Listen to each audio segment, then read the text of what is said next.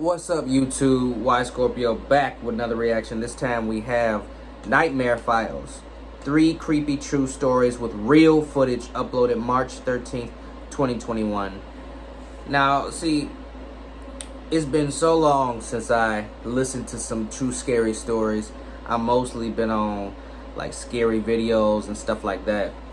Man, so it's good to get back into like my roots. Like, that's when I first started YouTube. True scary stories is what I was reacting and listening to like on a weekly basis. Is what like got me to where I am now. And I couldn't think of anyone better to bring back that nostalgic feeling than Nightmare Files.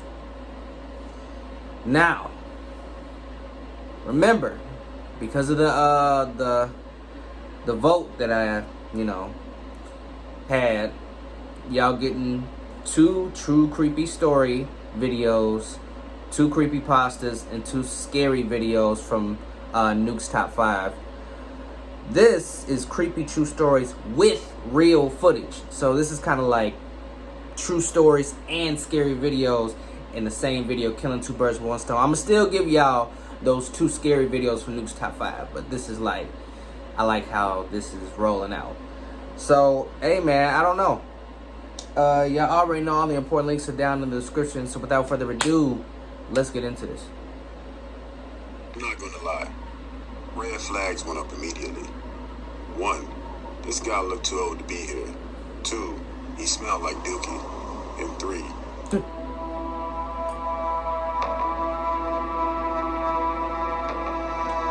Nightmare Files.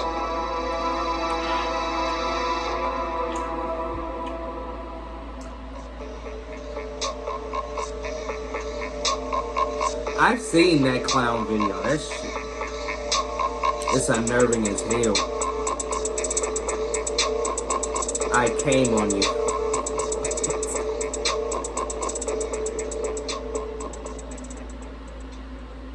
I live in Casper, Wyoming. And from the name of where I live, you know weird stuff was bound to happen occasionally. Well, this story happened in 2016 during my junior year of high school. I had a girlfriend whose parents just gave her a car for her 17th birthday. So one weekend, our parents let us go out to the cabin that our family owns. On our way there, she told me that it was a nice cabin and how she's been there so many times. She said it's pretty secluded. I thought that was weird. We walked down a long trail, across a small bridge, and back down another trail. This is in the middle of the day, so I could see pretty far out. And no lie, I saw a random clown nose in the middle of nowhere on the ground. I walked up to it, picked it up, and tossed it. We both looked at each other and laughed. And then I heard footsteps in the distance. I take that as a sign. I ignored it. I didn't know where we were. But she claimed that she knew. As I'm looking out into the wooded area, I saw someone peek from behind a thick tree, and then get back right behind it. I stopped her from walking, and I told her someone was out there with us.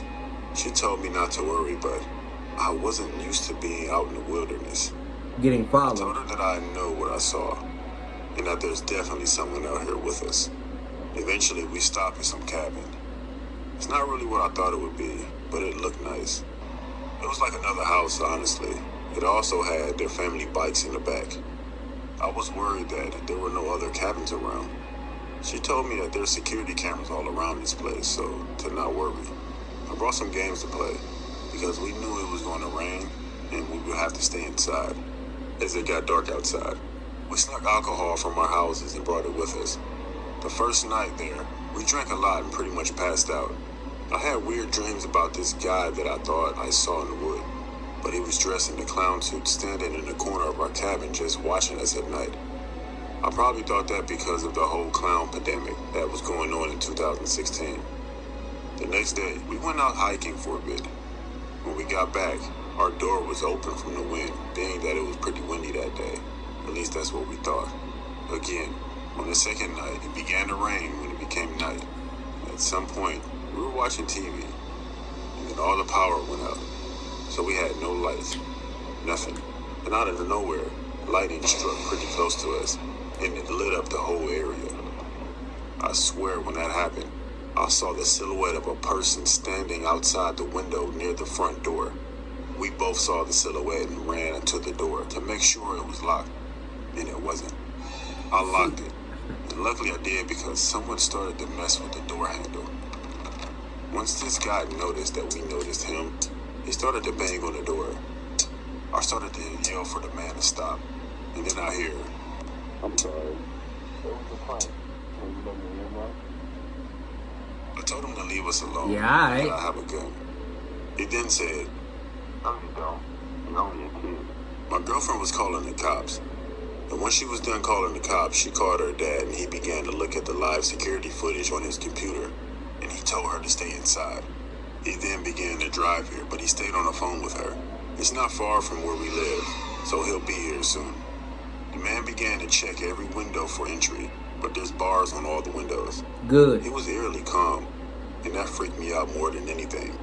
Then he calmly walked away as the police lights approached within a few minutes.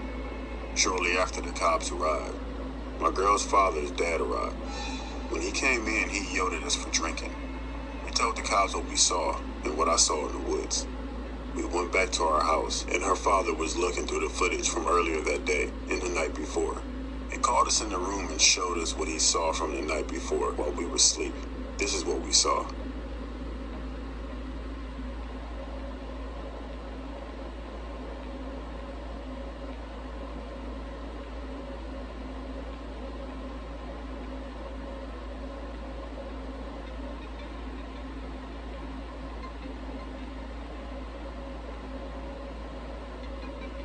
After investigating, the police found a hide site near the cabin. The man dug a hole in the ground big enough for him to lay down. And he had a platform made of wood, a blanket, and anything that could camouflage it. He made it so that anyone walking past wouldn't notice it. Anyways, there was more footage, but it's not available to show anymore. But the man walked inside the cabin. We were so drunk that we never even woke up. I guess the dream that I had was actually real because the camera shows that the man was inside the cabin for hours, watching What? us as he stood in the corner. If he wanted to, he could have killed us. I wonder what he planned to do that night that we called the cops. I'm glad we never found out.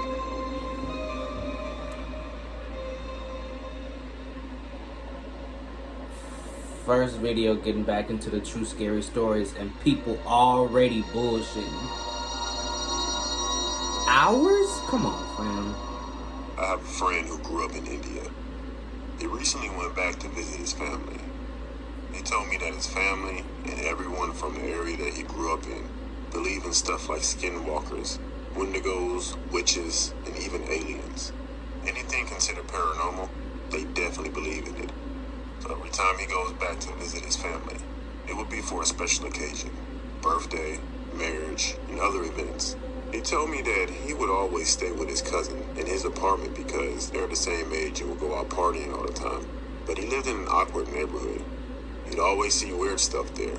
He told me that one night, he and a few friends with his cousins, they all went out. And they took it back to their apartment. They had fun there. The night was like any other Saturday night, especially with the alcohol consumption. Outside on the streets were also pretty busy in that area. It was downtown, so you could hear cars and people outside. It was definitely an unusually loud night though, but eventually everyone started to head out. My friend and his cousin began to watch a movie. It was a horror movie, so they cut off all the lights. There was a knock at the door at around 1:30 at night. My friend went to the door, peeked out, and asked if he needs something. The man looked to his left, looked back at the door, and told him that someone was acting weird near his car, and he needed to get down there. Then he walked away. My friend said thanks and told his cousin. To make things weirder, they heard some commotion outside, and then a woman screaming. That's when my friend took his phone out to record, and this is what they caught on camera.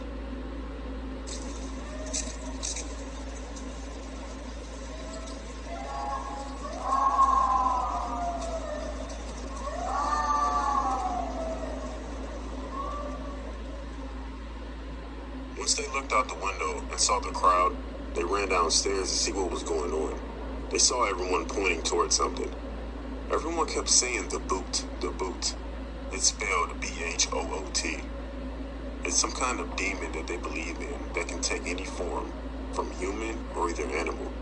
Once my friend and his cousin could see exactly what they were pointing at, they began to record on their phones again. And this is what they caught.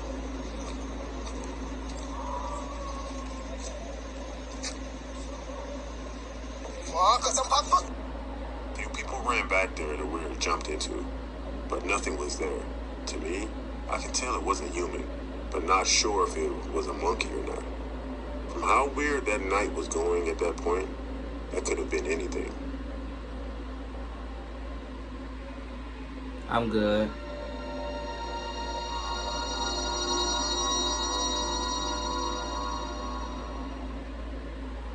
This happened in the summer of 2020. I work in the mall and come across some sketchy people pretty often. On this day, though, I met this one guy who tops anyone that I've ever met. I was walking around the store that I work in, which is usually filled with younger people. It's H&M, if you're wondering. I happen to be in the women's section when some guy appears out of nowhere and says, "Hi, Jade." I didn't see this guy walk up. I also wear a name tag, so I didn't think too much of him even knowing my name. I jumped, and he said, "I'm sorry.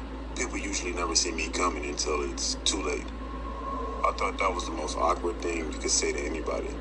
Bro. I'm not gonna lie. Red flags went up immediately. Exactly. 1, this guy looked too old to be here. 2, he smelled like Dookie. And 3, he had creep written all over him. Before I thought it couldn't get any worse, he asked me what time I got off. I told him that was none of his business and tried to walk away, but he grabbed me by my arm, and he said he was sorry. I told him it's fine, and I walked away.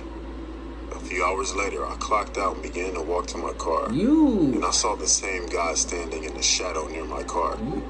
I think he thought that he was hiding, and I couldn't see him. So I went back inside and I asked one of my co-workers to walk me to the car. One of my male co-workers. When we got back outside, the man was gone. By the time I got to my apartment, I forgot all about this guy. About an hour after getting to my apartment, my friend comes over, and we were just relaxing, doing what girls do, when we heard what sounded like small rocks hitting my window. We didn't react to it until it continued for about 5 minutes. I looked out the window, and downstairs near the gate was some man. I grabbed my phone, and this is what I recorded. Okay, someone is throwing rocks at my window right now. I don't know who this guy is, and he's telling me to come up to the gate. What? What the fuck? Call the police. Bro, Sayla, should we call somebody? What is he doing, bro? What is he doing? He on that shit. I don't like this. Why would you open the window?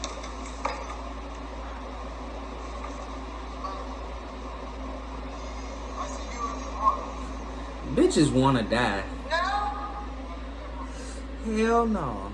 After looking at the guy for a minute, maybe a minute or two, I noticed that he was the same guy from earlier, but he changed his clothes for some reason. That's when I called the cops. We didn't tell him that we were calling the cops. Good. We actually kept yelling back and forth so he wouldn't leave before Right. the cops got there. Smart. Once they arrested him, they told us that this guy made up a story that I was his girlfriend. Now and you we met thinking. at the mall a few days ago. He even mentioned what I had on when we met. And it was exactly what I had on a few days ago. But I only met this guy today. This was hard for me to stomach because I came to the realization that he's been watching me for days. I don't know. If you ever have suspicious feeling about someone, always